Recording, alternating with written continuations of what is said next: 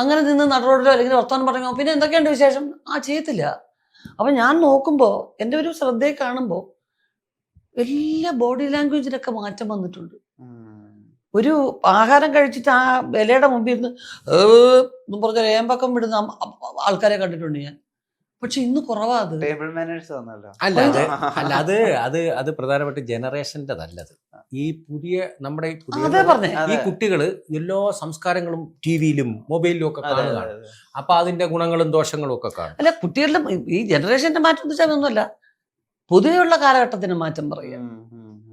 അത് കുറഞ്ഞു. പണ്ടത് ഏറ്റവും വലിയ ആസ്വദിച്ച് കഴിച്ചതിന്റെ ഒരു ഭാഗമായിരുന്നു. ആസ്വദിച്ച് കഴിച്ചിട്ട് ഏമ്പക്കമൊക്കെ വിട്ട് ഒരു നല്ല സദ്യയായിരുന്നു. ഇന്നിപ്പോ അത് അതൊരു ശരിയല്ലാത്ത ഒരു. അപ്പൊ അങ്ങനെ പെരുമാറ്റങ്ങളിലും നമ്മുടെ ശരീരഭാഷയിലും ഒക്കെ ഒരുപാട് മാറ്റം വന്നു. നാട്ടിൻപുറങ്ങൾ കുറഞ്ഞു.